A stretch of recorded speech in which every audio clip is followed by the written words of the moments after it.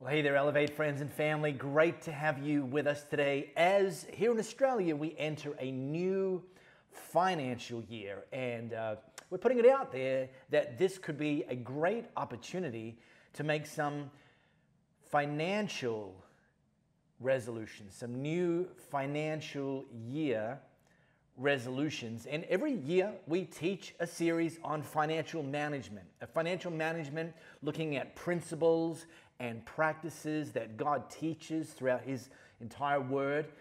This year, the series, we're calling it Making Change. And right from the get-go, when we launched this last week, we double-clicked on something that Paul wrote to the church in Rome, which he outlines as like a superpower that we have access to actually change our lives. In fact, pretty much in every single area of our lives, including how we manage finances. And this is what Paul wrote. Don't copy the behavior and customs of this world, but instead let God transform you into a new person by changing the way you think. Now, I mentioned this applies to pretty much every area of our life. How we think about things has the potential, well, it affects how we live, and changing how we think and improving how we think can actually improve the outcomes in our lives. And this applies to money as well. You know, all of us have ways that we think about money. And those ways that we think about money have been influenced by our family of origin, you know, how we were brought up, how our parents thought about money, what they taught us or didn't teach us. Influenced by our country of origin, different cultures approach and think about money differently.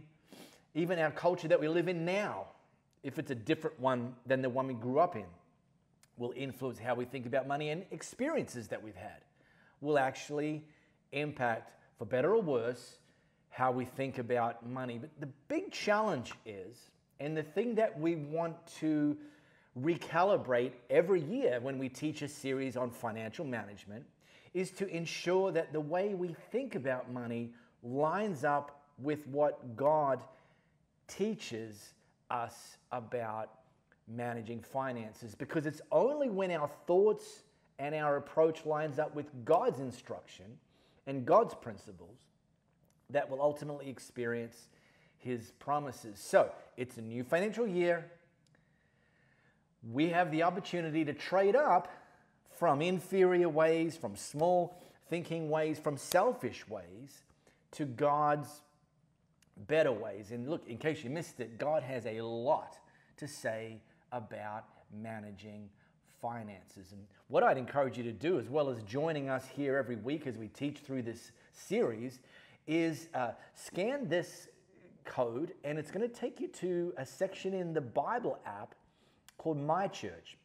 And you can set Elevate as your church, and then every week we publish a Bible reading plan called a featured plan around the very topic that we've been teaching on. And this is just an opportunity to take a deeper dive, learn more about what God says about managing finances, and continue to renew our mind, to change our thinking, and trade up in the area of financial management. So we launched this series last week. The message I taught was called Change Your Life. And we jumped off from God's jump-off point, which is to start by teaching about giving. Now, here's the thing. When we teach every year about financial management, we don't just teach about giving. God has a lot to say about various aspects of financial management, but the thing that He puts first is giving, which, look, on the surface, it might seem like counterintuitive, like, how does that impact me? But actually, by learning to put God first with our finances, ultimately builds faith, ultimately allows Him to demonstrate to us and us to put Him to the test and discover for ourselves that God's ultimately our provider. And here's the great outcome. When you come to know that God is your provider and have that faith, have that trust, you will learn and start to live with less worry and fear and more freedom and peace in your life. So listen, go back and either watch that episode on this platform or go to your favorite podcast app, search for Elevate Church Perth, listen to last week's message, and then let's keep going today. And today's message actually overlaps with last week as well as building on last week. Today I want to talk about change your stress level. And yes, you've probably noticed a lot of people are stressed right now about finances, and look, you might be one of those people. And on paper, there's good reason to be. See, there's two phrases that we've been hearing a lot more recently than we have in the last several decades. One phrase is the phrase housing affordability.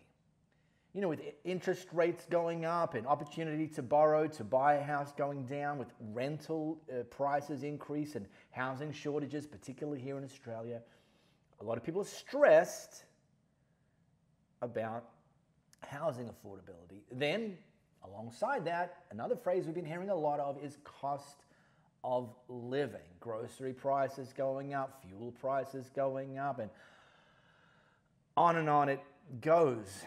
And by the way, this is on top of the things that people have been stressed about when it comes to finances for generations. Stressed about how much we earn, stressed about how much we spend, stressed about how much we save, whether we've got enough for retirement, and the list goes on and on and on. But here's what I want you to know today. That God actually doesn't want you to stress all the time about money. And in fact, one of the big threads in this series is pointing out that God actually invites us and is inviting us to go on a journey with Him when it comes to financial management that will lead us to experiencing more joy, more peace, more freedom, and more opportunity, and ergo, less stress. So, if you've got your smartphone, how about you scan this flow code? It's going to take you to one of Jesus' 4 biographers, a guy named Luke, chapter 12. And it's going to take us to a slice of history where Jesus was teaching a crowd of people. And we're going to drop into where he starts to teach them about worry and about money and about the interaction between those two things, money and worry. Worry and money. And look, I want to just get a bit ahead of, before we drop into it, is money won't necessarily solve your worry problems. Now, it might ease them a little bit. I mean, if you've got a bill lined up that you currently can't pay and some money comes into your life to be able to pay that, then with that specifically, yeah, sure, almost certainly your worry will go down. But just having more money doesn't automatically guarantee that you will have no more worry. In fact, this is Jesus' big idea that we're going to kind of hover around, is the solution to your worry problems isn't getting more, it's trusting more. And this idea that as your trust level goes up, that God is your provider, that He's willing and able to meet your needs, learning that, living that, experiencing that, growing in that will ultimately continue to see your worry and stress levels go down. So, Jesus says this: don't be concerned about what to eat and what to drink. Don't worry about such things. Look, these things dominate the thoughts of unbelievers all over the world, but your Father already knows your needs. So right off the bat, Jesus points out that His followers should actually be thinking differently when it comes to having our needs met. That our expectations should look different to the expectations of unbelievers. Simply because we know a guy. Yep, I need some needs met, financial needs, food, water, shelter. That's right. I know a guy. Now, doesn't mean that there's nothing we need to do, that we can be just lazy and disengaged and passive, and I'll come back to that in a second. But what it does mean is that worry shouldn't be our default when we think about our needs. That's not God's playbook. But I get it. Some people are warriors. Any warriors here? Who's my warriors? W-O-R, warriors here? We've got a family member in our world here. And look, if worrying was an Olympic sport, then they would be a gold medal favorite going into the Paris Olympics, I can tell you. Not only do they spend an enormous amount of time worrying about their stuff, they actually think somehow it's their responsibility to worry about other people's stuff. So we've developed the habit of just not telling them certain things, because we know just by telling them, they'll just start to worry about it, even though it's not their problem to solve. When it comes to spending money, this is one of the biggest things they worry about, spending money. If we get something, buy something, they'll ask us, how much did it cost? And we're in the habit of just telling them a lowball number, just so that they don't worry about it. And you could say, well, why don't you just tell them that? Oh, don't worry about it. Well, yeah, really? You ever had somebody just, say to you, well, don't worry about it. And you're like, oh, well, there's an option I didn't consider. No, it's not necessarily helpful. But Jesus highlights why we don't need to worry about having our needs met, because your Father already knows your needs. And so this is what he says: instead of worrying, do this instead. Seek the kingdom of God above all else, and God will give you everything you need. Doesn't say he'll give you everything you want. He might give you some of what you want. But here's the great news. God already knows your budget pressures. God already knows about those bills. God already knows about the things that keep you up at night when it comes to your finances. And so instead of worrying about it, put God's kingdom first. And when you put God's first, you start to discover that there's always enough. And Jesus uses it's like an analogy. Look at the ravens, he says. They don't plant or harvest or store food in barns, for God feeds them. And aren't you far more valuable to him than any birds? Ravens.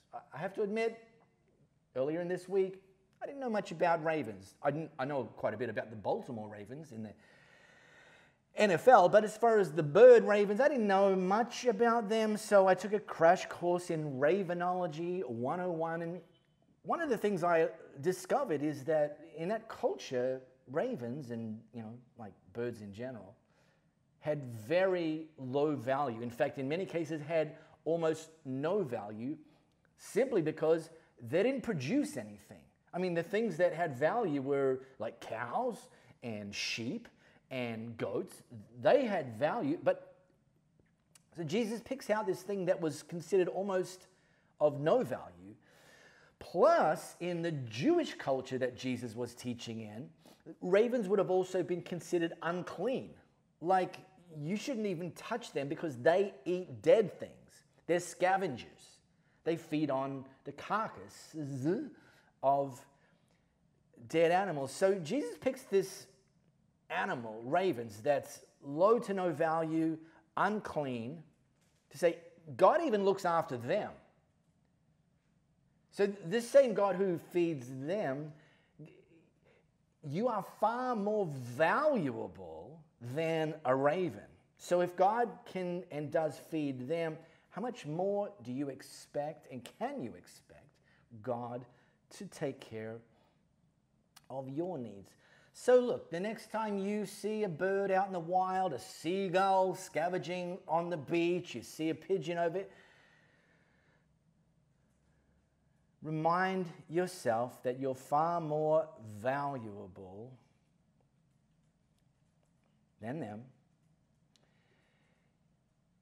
And if God takes care of their needs, He'll take care of your needs as well. So He's inviting us into a life of trust. And the question is, will you respond to that invitation? Because that's where you'll experience more peace, more joy, more freedom, and more opportunity. Or you can choose a life of worry, but this is what Jesus wants you to know. Can all your worries add a single moment to your life?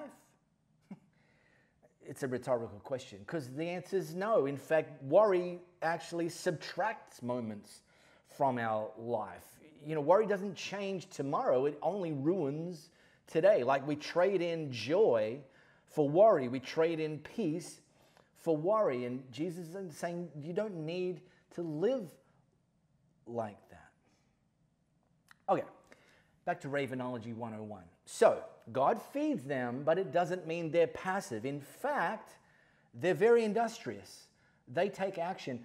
And I know this because when I plant things in my vegetable garden, I have to protect them, particularly when they're young, from the birds. Because they come around and they tell their friends, guess what? There's lunch at Marco's house. You know, in the summer when we've got apples and peaches and nectarines growing and so on and so forth, we've got to net all of those trees. It looks like a Halloween scene over here. We've got to do that because the birds come to our place and they want to eat the food. So they're not just sitting around hoping God's going to bring a peach to them. They go looking for a peach, and God provides them with a peach. He just uses Marco to do it. Same for you. God will meet your needs, but He's probably going to do it through a job. He's probably going to do it through a company, through a business, through us taking action. So it's not about just sitting around watching Netflix all day and expecting God's going to meet our needs. It's about trusting that God's going to meet our needs, and He's going to give us the opportunity to have finances and be able to then manage finances in the way that He instructs us to do. And the big idea that we hit on every single year, is if we could distill God's approach to financial management, what would that look like? And so what we teach every single year is what we actually think and have kind of studied out, and we're pretty confident this is God's approach to financial management distilled. And it's three things, and it's in this order: give, save, live. And again, in that order of priority: give, save, live. And we kind of put some numbers on it. Now, last week we talked about give, that we bring God the first, we bring God the best, and that actually His kind of invitation is to work towards bringing Him and giving Him our first 10%, which could sound like an incredibly unattainable goal. If you're new to this, or if you're currently at zero, we just make it an aspirational goal to be able to bring and give to God your first 10% and start somewhere. If you're at zero, take a step and start to give God 1% and let Him prove Himself faithful. Let your trust in Him as your provider grow, and then take another next step, 2%.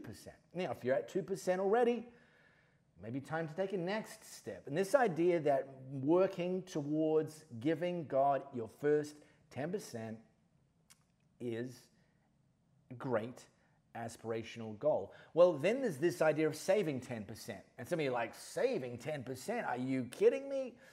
Which I acknowledge requires margin. So I'll come back to that.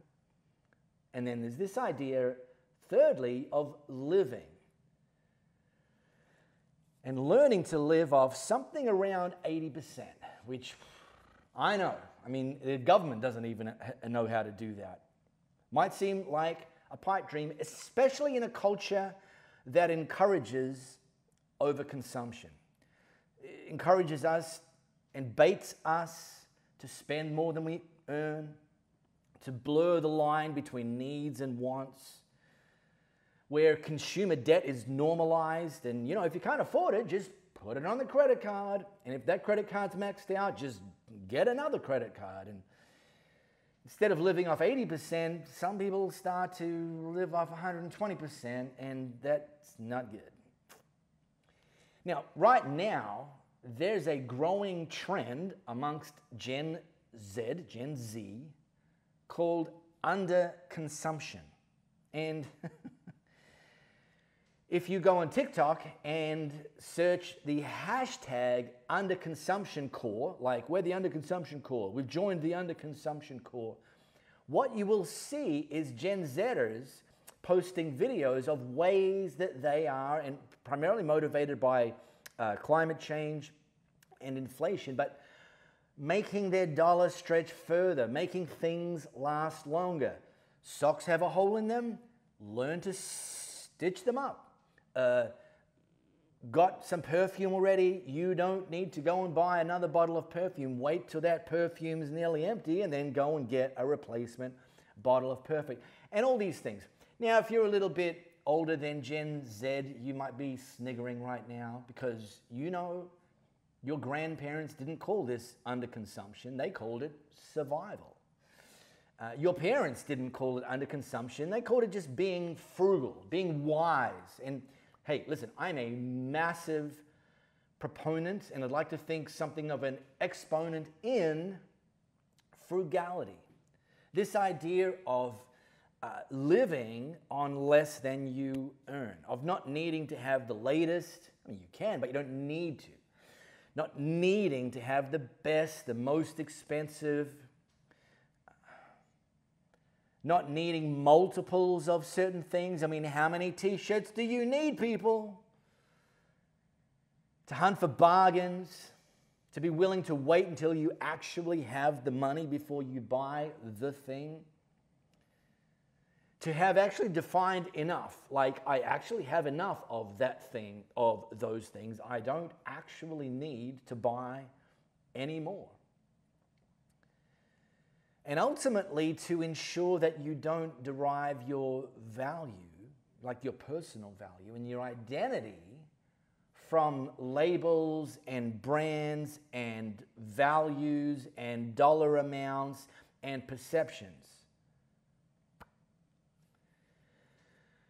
And Jesus actually spoke very directly to this. So in this context, before he started talking about ravens and before he started talking about don't worry about, food and drink, God already knows what you need, and instead seek first the kingdom, he was actually just teaching in general. And one of the guys in the crowd that he was teaching yells to him, "Hey, Jesus, can you tell my brother to give me my share of our father's inheritance?" And Jesus is like, "What are you trying to get me involved in that for? That's not my problem." And then the very next thing Jesus said is, "Beware. Guard against every kind of greed, because life is not measured by how much you own." And this last sentence flies in direct contrast to the culture, the prevailing culture that we live in. But we're not meant to reflect the prevailing culture. We're meant to impact the prevailing culture. We're meant to stand out from the prevailing culture, and we need to recognize that life is not measured by how much you own. And then he told him a story. I'm just going to read you this story. Then Jesus said, "A rich man had a fertile farm that produced fine crops. Nothing wrong with that. But he said to himself, what should I do? I don't have room for all my crops. And he said, I know. I'll tear down my barns and I'll build bigger ones, bigger barns, bigger houses, bigger wardrobes. Then I'll have enough room to store all my wheat and other goods. And then I'll sit back and say to myself, my friend, you have enough stored away for years to come, so take it easy, eat, drink, and be merry. But God said to him, you fool, you'll die this very night. And then who's going to get everything you worked for? Yes, a person is a fool to store up earthly wealth, but not have a rich relationship with God. So that rich guy made 3 pretty clear mistakes. First of all, made the mistake of thinking that everything in his life was about his time on earth. Secondly, thinking that everything he was blessed with was only for him, and then wrapping it all up, prioritizing getting rich over being rich. There was no intent for him to share and bless anybody else with what he'd got. So, back to this idea of give, save, live, 10, 10, 80. Like I said, this might seem like a pipe dream, but I want to encourage you to approach it as an aspirational goal. Work towards giving 10%. Work towards living off 80% and creating that margin that makes the notion of saving start to come into focus. Now, it's not necessarily easy, but you know what else isn't easy? Always being broke, always stressing out about finances, getting the credit card bill and discovering that they're charging you 30% interest. So listen, people, pick your heart. And my encouragement is that we set our lives, when it comes to managing finances, along this pattern of give, save, live, and in doing so, seeking God's kingdom first, we'll experience more peace, more joy, more freedom, and more opportunity. Hey, we're going to continue this series next week, so I'd love you to join us. Look forward to seeing you. Bring somebody. This is stuff that people need to learn, people. Where else are you going to learn it from? Not from watching the ads on TV, I can assure you. All right, see you later. See you next week.